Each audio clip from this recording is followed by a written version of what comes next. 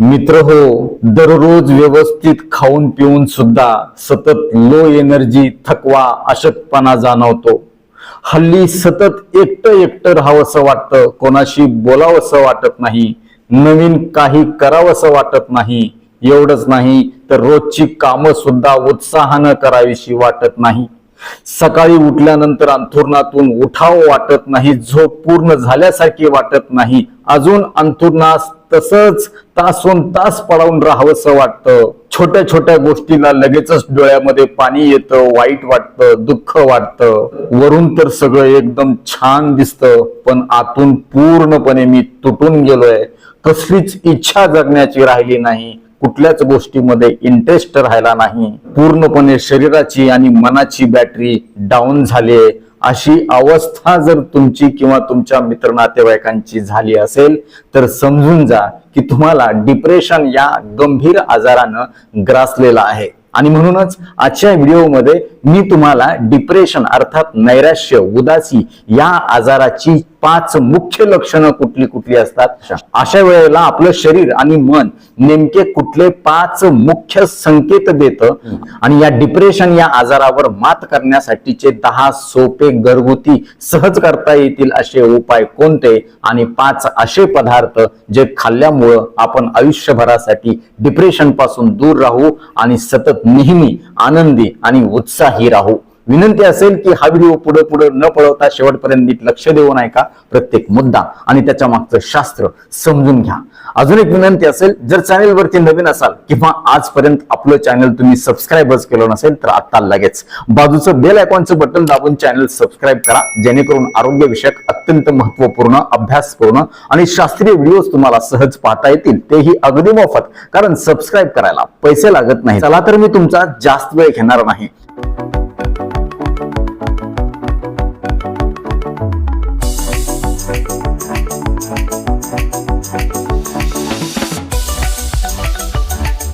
मित्र हो, सगळ्यात सुरुवातीला पाहूया डिप्रेशन या आजाराचे 5 मुख्य संकेत कुठले आहेत, ज्यावरून तुम्ही किंवा तुमचे मित्र नातेवाईक डिप्रेशन मध्ये आहात का नाही हे ओळखायला तुम्हाला सहज सोपं जाईल, कुठलीही तपासणी न करता.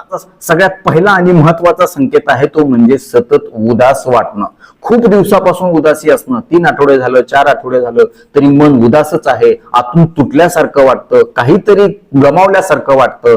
उदास होणं हे स्वाभाविक आहे. कुठली तरी वाईट गोष्ट घडली किंवा कुठली दुःखाची गोष्ट घडली तर उदास वाटतं, हा मानवी स्वभाव आहे. परंतु कुठल्याही विशेष कारणाशिवाय जर तुम्हाला सतत विनाकारण दुःखी किंवा उदासी वाटत असेल तर समजून जा काहीतरी तुमच्या मनामध्ये गडबड झालेली आहे. अशा वेळेला तुम्हाला वेळीच सावध व्हायचंय आणि मी सांगितलेले उपाय करायचे. तुम्ही लवकरच या उदासीतून बाहेर पडणार. दुसरा महत्वाचा संकेत आहे कुठल्याही कामामध्ये तुमचं मन लागत नाही. नवीन गोष्टी तर करणं सोडून द्या, पण दररोजची जी नियमित कामं आहेत ती देखील तुम्हाला करावीशी वाटत नाही. तो करण्यासाठीचा उत्साह तुमच्या मनामध्ये, शरीरामध्ये अजिबात नसतो. तुम्ही खाता पिता तर भरपूर व्यवस्थित, परंतु सतत तुमची एनर्जी डाऊन असते आणि कुठल्याच गोष्टी करण्याच्या मध्ये तुम्हाला ताकद नसल्यासारखं वाटतं आणि त्या गोष्टी सपशेल तुम्हाला करू नये अशी मनामध्ये इच्छा होते. जी कामं आपण अगोदर आवडीनं करत होतो ती देखील कामं आपल्याला करावीशी वाटत नाही. म्हणजे अगोदर तुम्हाला पिक्चर बघायला आवडत होतं, शॉपिंग करायला आवडत होती, नवीन नवीन लोकांना भेटायला, त्यांच्याबरोबर गप्पा मारायला आवडत होतं, छान छान गोष्टी करून खायला तुम्हाला आवडत होत्या, काही विशेष छंद तुम्हाला होते, परंतु या कुठल्याही गोष्टी तुम्हाला आता कराव्याशा वाटत नसतील तर समजून जा की तुमच्या शरीराला आणि मनाला डिप्रेशननं वेढा घातलाय. तिसरा महत्वाचा संकेत आहे तुम्हाला सतत राग येतो, चिडचिड होते, अतिसंवेदनशील तुम्ही बनता. कोणी जरी काही थोडं जरी तुम्हाला बोललं की लगेचच तुमच्या डोळ्यामध्ये गळागळा पाणी यायला लागतं, लगेचच तुम्हाला दुःखी व्हायला लागतं, अपमानित झाल्यासारखं वाटतं. आपल्या बरोबरच असं का होतं, आपलं नशीबच खराब आहे का, आपली वेळच वाईट आहे का, आपणच फक्त दुःखात आहोत, इतर सर्वजण सगळे आनंदात आहेत, सगळ्यांचं चांगलं चाललंय, माझंच फक्त बिघडलंय, अशा प्रकारची भावना तुमच्या मनामध्ये येते. आणि अशा प्रकारची भावना तुमच्या मनामध्ये बसल्यामुळे तुम्हाला बहुतांश वेळेला स्वतःचाच राग यायला लागतो, स्वतःबद्दल चीड किंवा अपराधीपणाची भावना निर्माण होते. चौथा महत्वाचा संकेत आहे तुमच्या झोपण्याच्या आणि तुमच्या जेवणाच्या म्हणजे भुकेच्या सवयीमध्ये कुठेतरी बदल होतो.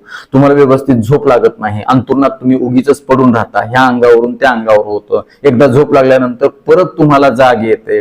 सकाळी उठल्यानंतर तुम्हाला झोपेतून उठावंसं वाटत नाही. सकाळी 8, 8:30, 9 वाजेपर्यंत जरी पडलं तरी तुम्हाला अजून झोपावंच वाटतं. झोप पूर्ण झाल्यासारखी भावना होत नाही, फ्रेश असं वाटत नाही. उठावं, आता सुरुवात करावी, आपापली कामं करावी, आंघोळ करावं, अजून काय करावं, नाश्ता करावा, ह्याच्यामध्ये कसलाही रस अजिबात राहत नाही.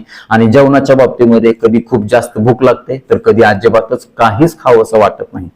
कधी किती खाऊ किती नाही की असं वाटतं. या गोंधळामध्ये कधी कधी वजन खूप जास्त वाढतं तर कधी खूप मोठ्या प्रमाणामध्ये अनपेक्षित कमी देखील होतं.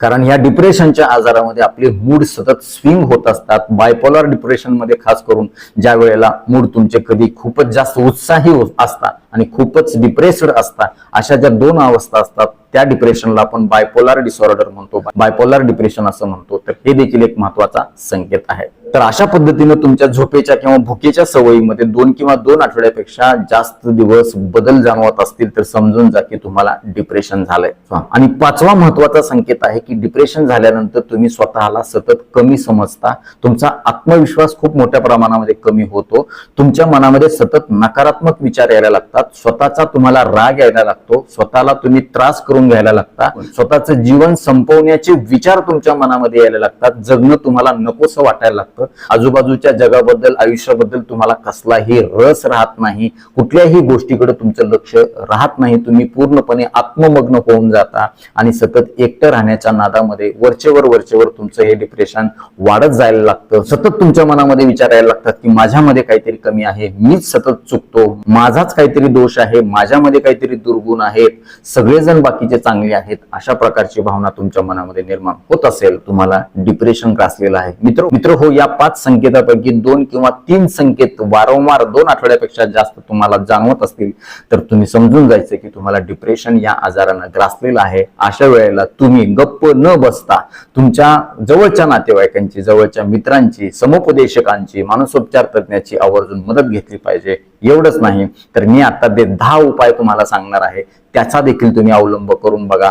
साधारण 1 ते 2 आठवड्यामध्ये तुम्हाला डिप्रेशनच्या आजारापासून मुक्त होण्यासाठी खूप चांगली 100% मदत होईल. ह्या 10 अशा सोप्या गोष्टी आहेत ज्या तुम्हाला सहज करता येणार आहेत, ज्याला तुम्हाला दवाखान्यात जायची गरज नाही. अतिशय तीव्र स्वरूपाचं डिप्रेशन असेल तर अशा वेळेला तुम्ही समुपदेशन किंवा मानसोपचार तज्ञाची मदत घेऊ शकता. परंतु अगदी सुरुवातीच्या काळामध्ये मी सांगितल्याप्रमाणे जर 10 गोष्टी तुम्ही करून बघितल्या तर तुम्हाला नक्कीच चांगले रिझल्ट बघायला मिळतील. सगळ्यात पहिला आणि महत्वाचा उपाय तुम्हाला करून बघायचा आहे तो म्हणजे तुम्हाला अशी एक लिस्ट बनवायची आहे तुमच्या नातेवाईकांची जे तुमच्या जवळचे आहेत. मग त्याच्यामध्ये आई असेल, वडील असेल, लग्न झालं असेल तर सासू सासरे, नवरा असेल, मुलं असतील, जे कोणी जास्त पहिले 5 महत्वाचे टॉप 5 नातेवाईक आहेत ते तुम्हाला पेपरवरती लिहून काढायचे. आणि ह्या 5 नातेवाईकांच्या नावासमोर तुम्हाला काय लिहायचंय, त्यांच्याकडून तुम्हाला काय मिळतं, कोणाकडून तुम्हाला प्रेम मिळत असेल, कोणाकडून मदत मिळत असेल, कोणाकडून तुम्हाला प्रेरणा मिळत असेल, मार्गदर्शन कोणी तुम्हाला करत असेल आणि कोणाकडून तुम्हाला स्ट्रेस किंवा ताणतणाव किंवा दुःख मिळत असेल तर तुम्ही ते लिहायचं आहे. आता काय करायचंय, ज्याच्या नावापुढे तुम्ही दुःख किंवा स्ट्रेस मिळतोय असं लिहिलेलं आहे त्याच्यासाठी आपल्याला वर्कआउट करायचंय. कसं वर्कआउट करायचंय, तुम्हाला आरशासमोर उभं राहायचंय आणि त्या व्यक्तीला समोर आहे असं गृहीत धरून तुमच्या मनातल्या गोष्टी तुम्हाला बोलायच्या आहेत. किंवा अजून एक गोष्ट तुम्हाला करायची की या व्यक्तीला तुम्हाला तुमच्या मनातल्या भावना बोलून दाखवता येत नसतील, त्याला प्रकट करता येत नसेल तर तुम्ही त्या सगळ्या भावना पत्राच्या स्वरूपामध्ये उतरून काढा आणि हे पत्र तुमच्या जवळच ठेवा. ते त्याला पाठवू नका किंवा देऊ नका, दाखवू नका, नाहीतर अजून मोठे प्रश्न निर्माण होतील. त्यामुळे तुम्हाला व्यक्त होणं अत्यंत गरजेचं आहे. मानसशास्त्र असं सांगतं की जेव्हा तुमच्या डोक्यामध्ये विचारांचा गोंधळ असतो, जेव्हा तुम्ही तुमच्या भावना दडपून टाकता किंवा दाबून टाकता, त्या व्यक्त करत नाहीत, तेव्हा त्याचं रूपांतर काही कालानं हे डिप्रेशन सारख्या गंभीर आजारानं होतं आणि एकूण तुमचं मानसिक आरोग्य धोक्यात येतं. त्यामुळे तुम्हाला हे व्यक्त होणं अत्यंत गरजेचं आहे. तुम्ही फक्त एवढं जरी करून बघितलं तर तुमच्या मनावरचा खूप मोठा ताण हलका होण्यासाठी 100% मदत होईल. याच्या मागे शास्त्र आहे, विज्ञान आहे. यासोबतच तुम्ही मनमोकळेपणानं एकटेपणामध्ये रडून घ्या, कारण रडणं हे देखील एक उपचाराचाच भाग आहे. तुम्ही जेव्हा रडता तेव्हा तुमच्या मनातला ताण खूप मोठ्या प्रमाणामध्ये हलका होण्यासाठी शास्त्रोक्त पद्धतीने मदत होते. यासोबतच तुमच्या काही भांडणं होत असतील घरामध्ये कुठल्या नातेसंबंधामध्ये, तर त्यावेळेस तुम्ही सकारात्मक वाक्याचा प्रयोग करत चाला. समोरच्या व्यक्तीला कधीही तुम्ही चुकलात, तुमचं चुकीचं आहे किंवा असं आहे असं अजिबात म्हणू नका. तर अशा वेळी तुम्ही काय म्हणलं पाहिजे की मला त्रास होतो, मला वाईट वाटतं, मला अपमानित झाल्यासारखं वाटतं, मला अवघड वाटतं, अशा पद्धतीची भावना जर तुम्ही त्याला म्हणून दाखवली तर समोरच्याला देखील तुमच्या भावना लक्षात येईल आणि एक दिवस तो देखील तुम्हाला समजून घेण्याचा नक्की प्रयत्न करेल. माऊली फक्त तुम्ही करून बघा. यासोबतच काही वेळेला घरामध्ये किंवा समाजामध्ये राहत असताना वय वाढेल तसं आपल्या भूमिका बदलत असतात. म्हणजे आज आपण वडील असतो तर काही दिवसांनी आपण आजोबा होतो, आज आपण आई असतो काही दिवसांनी आपण सासू होतो. तर अशा वेळेला हा जो नातेसंबंधातलं ट्रान्सफॉर्मेशन आहे, जो बदल आहे, तिथे देखील आपण स्वतःमध्ये एक सकारात्मक बदल करणं अत्यंत गरजेचं आहे. कारण हे बदल आपल्या स्वतःसाठी महत्वाचे आहेत, इतरांसाठी अजिबात नाही. जेव्हा आपण इतरांबरोबर भांडण करत असतो तर त्याचे विपरीत परिणाम आपल्यावर जास्त होत असतात. कारण आपल्या शरीरामध्ये, मनामध्ये, रक्तामध्ये जे हॅपी हार्मोन्स असतात, जे आपल्याला प्रेरणा देणारे हार्मोन्स असतात, सेरोटोनिन असेल, डोपामाइन असेल किंवा ऑक्सिटोसिन असेल, हे अशा वेळेला भांडणामुळे किंवा नकारात्मक विचारांमुळे कमी होतात आणि आपल्याला डिप्रेशन ह्या आजाराकडे घेऊन जातात. त्यामुळे भांडण करणं हे स्वाभाविक आहे, परंतु भांडण कशा पद्धतीने केलं पाहिजे जेणेकरून आपल्या समस्या सुटतील, आपले मत त्या ठिकाणी जर आपण चांगल्या पद्धतीनं मांडलं तर कशाही पद्धतीने ही भांडणं वाढणार नाहीत आणि आपल्याला मानसिक त्रास होणार नाही, डिप्रेशन होणार नाही. यासोबतच अजून एक महत्वाचा मुद्दा म्हणजे आपल्याला माणसं जोडायची आहेत. यासाठी आठवड्यातून एका तरी तुमच्या जवळच्या माणसाला, रक्तातल्या किंवा अजून कुठल्या मित्रमैत्रिणींना आवर्जून तुम्ही फोन लावा आणि त्याला तुमच्या भावना व्यक्त करा. अशा पद्धतीनं तुमची जर जवळीक वाढली, अशा पद्धतीनं तुमचा माणसाचा संग्रह जास्त वाढला. बघा मित्र हो, पैशाच्या किंवा संपत्तीच्या संग्रहापेक्षा माणसाचा संग्रह अत्यंत महत्वाचा आहे, ज्याच्यामुळे तुमचं मानसिक आरोग्य चांगलं राहतं. आणि लक्षात ठेवा, ज्याचं मानसिक आरोग्य चांगलं राहतं त्याचं शारीरिक आरोग्य देखील चांगलं राहतं. हल्लीचे जे सगळे आजार आहेत ते फक्त आणि फक्त मानसिकता बिघडल्यामुळे झालेले आहेत आणि मानसिकता बिघडण्याचं सगळ्यात महत्वाचं कारण ते म्हणजे नातेसंबंधातली भांडणं, नातेसंबंधातला दुरावा. आणि नातेसंबंधातला दुरावा फक्त याच्यामुळेच आहे की आपण एकमेकांना समजून घेत नाही किंवा एकमेकांच्या भावना आपण व्यक्त करत नाहीत, एकमेकांच्या सोबत शेअर करत नाहीत. त्यामुळे आपण गुदमरून चाललोय, घुसमटूच चाललोय. जसं रूमला व्हेंटिलेशन गरजेचं असतं, एखाद्या बंद खोलीमध्ये जर तुम्ही बसून राहिलात तर तुम्हाला गुदमरल्यासारखं वाटतं, कारण त्याच्यामध्ये हवा खेळती राहत नसते, त्याला खिडक्या नसतात. अगदी तसंच तुमच्या मनाला देखील खिडक्या असतात, त्या तुम्ही ओपन केल्या पाहिजेत, म्हणजे त्या तुम्ही व्यक्त केल्या पाहिजेत, तरच तुमच्या मनाचं व्हेंटिलेशन होईल आणि तुम्ही गुदमरून जाणार नाहीत आणि डिप्रेशन सारखा आजार तुम्हाला होणार नाही. तर नक्कीच मित्र हो, नातेसंबंध चांगले असणं हे अत्यंत गरजेचं असतं. आपण एखाद्याला बोलत नसतो, एखाद्या बरोबर आपली भांडणं झालेली असतात, सतत त्याच्याबद्दल आपल्या मनामध्ये राग असतो, सतत आपण त्याला दोष देत असतो, तो राग कुणावर तरी आपण घरातल्या लोकांवरती काढत असतो. हे मात्र पूर्णपणे चुकीचं आहे. ज्याने कोणी तुम्हाला त्रास दिला त्याला पूर्णपणे सपशेल माफ करून टाका, कारण त्याचा सगळ्यात जास्त फायदा तुम्हाला होणार आहे, त्याला नाही. दुसरी महत्वाची गोष्ट तुम्हाला आवर्जून करायची तो म्हणजे हलका फुलका व्यायाम, साधा चालण्याचा व्यायाम तुम्ही करा. कितीही तुम्हाला अंतर्नात पडावून राहावंसं वाटलं सुरुवातीच्या काळामध्ये तर तुम्ही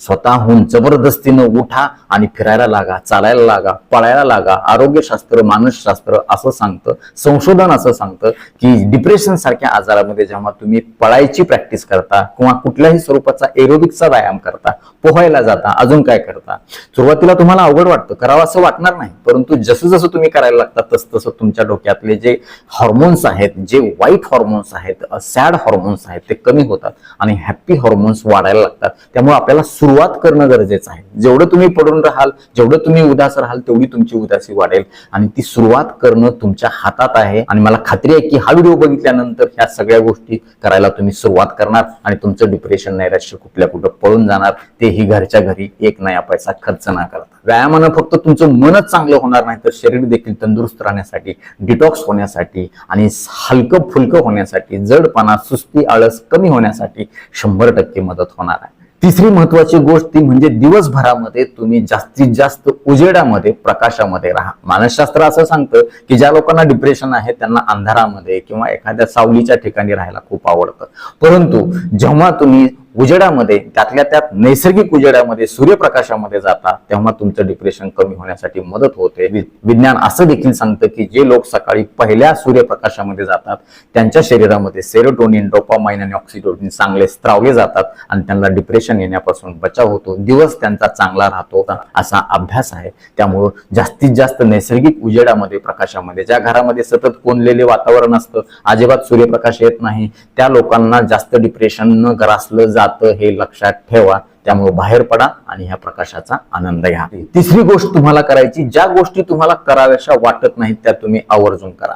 उदाहरणार्थ, तुम्हाला सकाळी उठल्यानंतर पहिल्यांदा आंघोळ करावीशी वाटत नाही, मग नाश्ता करावा असा वाटतो, अजून काहीतरी करावं असं वाटतं, मग उशिरा आंघोळ करावीशी वाटते. तर असं अजिबात करू नका. का तुम्ही पहिल्यांदा आंघोळ करा.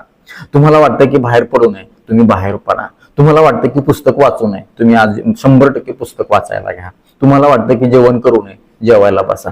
याच्यामुळे काय होईल की तुमच्या मनाला जी आखड बसलेली आहे, जे मन तुमचं असं आखडून गेलेलं आहे, त्याला मोकळीक मिळायला सुरुवात होईल आणि ते मोकळे एकदा झालं की तुमच्या या डिप्रेशन या आजाराला खूप चांगल्या प्रकारे आपल्याला दुरुस्त करता येईल. त्यामुळे तुम्हाला नको असणाऱ्या ज्या गोष्टी आहेत त्या जबरदस्तीनं करायला सुरुवात करा. पहिला आठवडा 4-5 दिवस तुम्हाला त्रास होईल, पण मात्र जेव्हा अंगवळणी पडेल, मेंदूला, बुद्धीला जेव्हा ते पटायला लागेल आणि त्याचे फायदे तुम्हाला जाणवायला लागतील, तेव्हा ह्या सगळ्या गोष्टी तुमच्या दररोजच्या दैनंदिन जीवनामध्ये येतील आणि कधीच आयुष्यामध्ये तुम्हाला डिप्रेशन येणार नाही. चौथी महत्वाची गोष्ट तुम्हाला करायची ती म्हणजे माइंडफुलनेस, म्हणजे वास्तवात जगा, प्रेझेंट मध्ये जगा. म्हणजे काय की सध्या तुम्ही काय करता याच्याकडे पूर्ण फोकस करा. उदाहरणार्थ, तुम्ही जेवण करत आहात तर जेवणामध्ये पूर्ण लक्ष द्या. जेवणामध्ये काय वाढलेलं आहे, काय कुठली त्याची चव आहे, त्याचा स्पर्श कसा आहे, वास कसा आहे, कशा पद्धतीने त्याचा खाताना आवाज यायला लागलाय, ह्याच्याकडे लक्ष द्या. म्हणजे तुम्ही वर्तमानात जगा.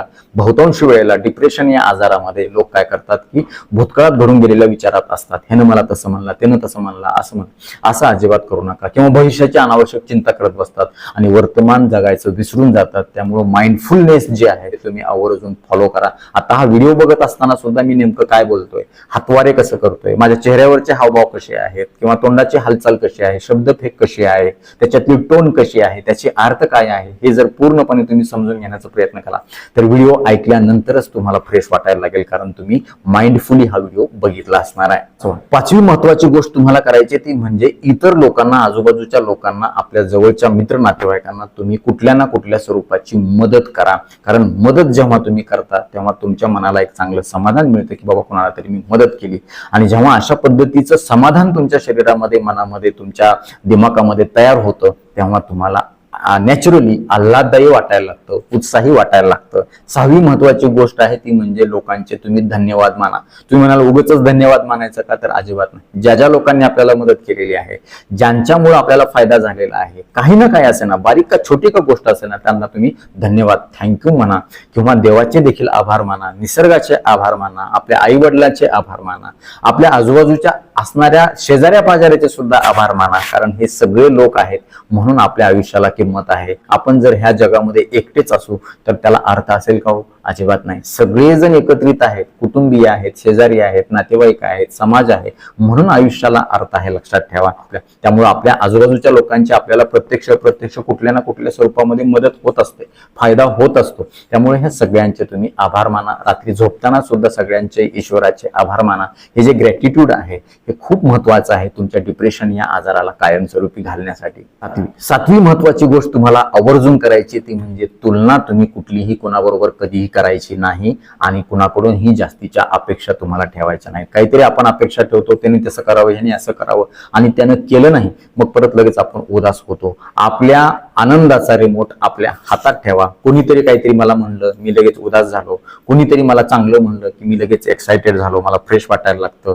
असं अजिबात करू नका. आपल्या स्वतःच्या नजरेमध्ये स्वतःची किंमत ठेवा. स्वतःला विचारा की आपण काय चुकतो, आपलं काय बरोबर आहे. असं जर केलं तर आपण वरचेवर चांगला माणूस बनण्याचा प्रयत्न करू. इतरांना कधीही तुम्ही दोष देऊ नका, इतरांशी तुलना करू नका. ह्यानं तसंच केलं मग म्हणून मला पण तसंच करायला पाहिजे, ह्यानं ते घेतलं. आता ह्या सोशल मीडियाच्या माध्यमातून आपल्याला व्हॉट्सअप स्टेटस असतील किंवा व्हॉट्सअप मेसेज असतील किंवा फेसबुक, अजून जे काय आहे याच्यावरून आपल्याला कळतं की कुणाचं काय चाललंय. एखाद्याचं चांगलं चाललं की मग आपल्याला तसंच वाटतं की आपण पण गाडी घ्यावी, आपण पण तसंच फिरावं. मग आपल्याला वाटायला लागतं आपण पण त्याच्यासारखंच करावं. परंतु आपल्या आणि त्यांच्यामध्ये फरक असतो. आपल्या मर्यादा वेगळ्या असतात, आपल्या अपेक्षा वेगळ्या असतात, आपले ध्येय वेगळी असतात. प्रत्येकाची परिस्थितीनुसार ह्या सगळ्या गोष्टी वेगवेगळ्या असू शकतात. तेव्हा इतरांची तुलना करू नका, कारण तुम्ही स्वतः एक युनिक आहात, स्वतः सगळ्यांच्या पेक्षा वेगळे आहात.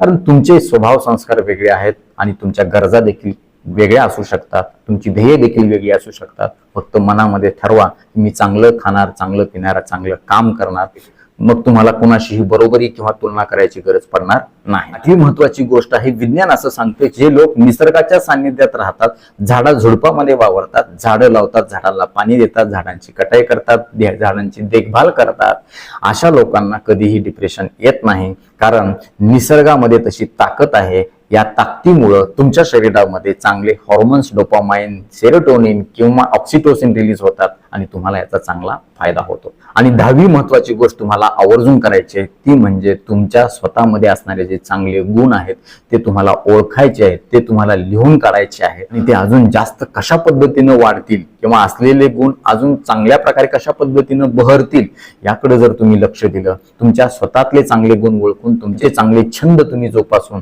जर तुम्ही तुमचं काम करत राहिलात तर तुम्हाला कधीही डिप्रेशन येणार नाही. आणि आला असेल तर ते 100% निघून जाण्यासाठी मदत होईल. फक्त तुम्हाला सुरुवात करायची आहे. आता पाहूया सगळ्यात शेवटचा महत्वाचा मुद्दा. आहारामध्ये मी सांगितलेले 5 पदार्थ जर तुम्ही नियमितपणे घेतले तर तुम्हाला आतूनच, पोटातूनच तुमचं डिप्रेशन कमी करण्यासाठी मदत होईल. कारण विज्ञान असं सांगतं की आपल्या शरीरामध्ये 90% जास्त सेरोटोनिन हे आपल्या आतड्यामध्ये, पचन मार्गामध्ये तयार असतं. जेव्हा तुम्ही चांगले पदार्थ खाता, ज्याच्यामुळे हे सेरोटोनिन चांगलं स्त्रावलं जातं आणि तुम्ही कधीही उदास होत नाही, डिप्रेशन तुम्हाला कधी येत नाही. सगळ्यात पहिला आणि महत्वाचा पदार्थ आहे तो म्हणजे केळी. केळीमध्ये असे विशिष्ट घटक आहेत जे नैसर्गिकरित्या आपल्या शरीरातील सेरोटोनिन वाढवतात आणि याचा परिणाम म्हणून आपल्याला फ्रेश वाटायला लागतं, आनंदी वाटायला लागतं. यासोबतच या केळीमध्ये असणारं जे पोटॅशियम आहे ते आपल्या शरीराला, स्नायूला चांगली ताकद देतं, इन्स्टंट एनर्जी देतं. तुम्हाला जे लो एनर्जी वाटतं ते कधीही वाटणार नाही आणि तुम्ही नेहमी फ्रेश राहाल. त्यामुळे दिवसभरातून 2 केळी तर तुम्ही आवर्जून खा. दुसरा महत्वाचा पदार्थ आहे तो म्हणजे पालकाची भाजी. पालकाच्या भाजीमध्ये फोलेट नावाचा घटक असतो, ज्याच्यामुळे शरीरामध्ये सेरोटोनिन नावाचा हॅपी हॉर्मोन तयार होण्यासाठी चांगली मदत होते आणि आपण नेहमी आनंदी राहण्यासाठी त्याचा फायदा होतो. त्यामुळे आठवड्यातून 2-3 वेळा तरी तुम्ही पालक भाजी खाल्ली पाहिजे. मग सुकी भाजी खा, गरगटा खा किंवा पालक पनीर देखील खाऊ शकता, पालकाचा ज्यूस देखील तुम्ही घेऊ शकता. तिसरा महत्वाचा पदार्थ आहे तो म्हणजे ओमेगा 3 फॅटी ऍसिड. हे ओमेगा 3 फॅटी ऍसिड तुमच्या दिमागासाठी अक्षरशः वंगनासारखं, टॉनिक सारखं काम करतं. आणि हे ओमेगा 3 फॅटी ऍसिड नैसर्गिकरित्या मिळण्यासाठी तुम्हाला साधी सोपी गोष्ट करायची आहे, ती म्हणजे घरामध्ये सहज उपलब्ध असणारं जे जवस आहे ते जवस दिवसभरामध्ये 2 चमचे भाजून खावा, कच्चं खावा किंवा चटणी करून खावा. नक्कीच तुम्हाला तुमचा मूड चांगला राहण्यासाठी आणि चांगले हॅपी हॉर्मोन शरीरामध्ये स्त्रावण्यासाठी आणि तुमच्या मनाला, दिमागाला नैसर्गिक शांत करण्यासाठी मदत होईल. चौथा महत्वाचा पदार्थ आहे तो म्हणजे ड्रायफ्रुट्स किंवा ज्या तेलबिया आहेत, सीड्स ज्याला असं आपण म्हणतो. मग बदाम असतील, काजू असेल, अक्रोड असतील किंवा तुमचे काळे मनुके असतील आणि सगळ्यात महत्वाचं ज्या तेलबिया आहेत, सूर्यफूल म्हणजे कारळ्याच्या बिया असतील, भोपळ्याच्या बिया असतील, टरबुजाच्या बिया असतील, या सगळ्यांच्या मध्ये असणारे जे मॅग्नेशियम आणि झिंक आहे हे अत्यंत वरदान ठरणार आहे आपल्या मेंदूच्या आणि एकूण मानसिक आरोग्यासाठी.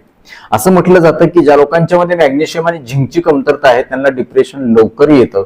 आणि नेमकं ह्या सगळ्या पदार्थामधून ज्यावेळेस आपण नियमितपणे झिंक आणि मॅग्नेशियम घेतो तेव्हा आपल्याला डिप्रेशनच्या आजारापासून मुक्ती मिळण्यासाठी नैसर्गिक मदत होते. त्यामुळे तुम्हाला कुठलाही आजार असू द्या किंवा नसू द्या, रोज 4 बदाम, 2 काजू, 1 अक्रोड, 4-5 काळे मनुके, थोड्या चिमूटभर या सगळ्या बिया एकत्रित करून जर तुम्ही घेतल्या तर नक्कीच चांगला फायदा होईल. आणि 5वा महत्वाचा पदार्थ आहे तो म्हणजे दही. दह्यामध्ये मुबलक प्रमाणामध्ये नैसर्गिक प्रीबायोटिक आणि प्रोबायोटिक असतात. आणि मगाशीच मी तुम्हाला सांगितलं की 90%हून जास्त सेरोटोनिन आपल्या आतड्यामध्ये, पचन मार्गामध्ये तयार होत असतं. जेव्हा तुम्ही दह्याचं सेवन नियमित करता तेव्हा आतड्याचं आरोग्य चांगलं राहतं, आतड्यामध्ये चांगले बॅक्टेरिया निर्माण होतात आणि त्याचा परिणाम म्हणून सेरोटोनिनची निर्मिती चांगली होते आणि तुमचा मूड चांगला राहण्यासाठी मदत होतो. पचनशक्ती देखील चांगली राहते. असं म्हणलं जातं की आतडी म्हणजेच गट हे आपलं सेकंड ब्रेन आहे. जेव्हा हे चांगलं असतं तेव्हा आपलं हे ब्रेन देखील चांगलं राहण्यासाठी मदत होते. त्यामुळे दिवसभरामध्ये 1 ते 2 वाटी दही सकाळच्या किंवा दुपारच्या जेवणामध्ये किंवा 1-2 ग्लास ताक तुम्ही आवर्जून घ्या. नक्कीच तुम्हाला चांगला फायदा होईल. आणि अजून एक महत्वाची गोष्ट, विज्ञान असं देखील सांगतं की जेव्हा तुमच्या शरीरामध्ये व्हिटॅमिन डी ची कमतरता असते तेव्हा तुम्हाला डिप्रेशन लवकर गाठतं. तेव्हा व्हिटॅमिन डी मिळवण्यासाठी सकाळच्या कोवळ्या सूर्यप्रकाशामध्ये किमान 10 ते 15 मिनिट तरी बसण्याची व्यवस्था तुम्ही आवर्जून करा. नसेल तर दर आठवड्याला तुम्ही तुमच्या डॉक्टरांच्या सल्ल्याने किंवा व्हिटॅमिन डी ची तपासणी करून, जर ते 30 किंवा 40च्या आत असेल तर दर आठवड्याला 1 गोळी 60,000 इंटरनॅशनल युनिटची व्हिटॅमिन D3 ची जर दुधासोबत दुपारच्या जेवणानंतर घेतली तर नक्कीच तुम्हाला व्हिटॅमिन डी ची कमतरता पूर्ण करण्यासाठी मदत होईल आणि तुमचं डिप्रेशन कमी होण्यासाठी त्याचा चांगला फायदा होईल. तर नक्कीच मित्र हो, ह्या डिप्रेशनच्या 5 संकेतापैकी तुमच्यामध्ये कुठला संकेत दिसतो का? याच्यासाठी तुम्ही आजपासून हे 10 उपाय करायला सुरुवात करणार का? याच्यातले काहीतरी पदार्थ तुम्ही आजपासून खायला सुरुवात करणार का? हे आम्हाला कमेंट बॉक्समध्ये आवर्जून कळवा. आता वेळ झालेली आहे शिट्टीच्या गाण्याची. मी शिट्टीतून गाणं म्हणून दाखवणार, ते गाणं कुठलं आहे हे देखील आम्हाला कमेंट बॉक्समध्ये कळवायला विसरू नका.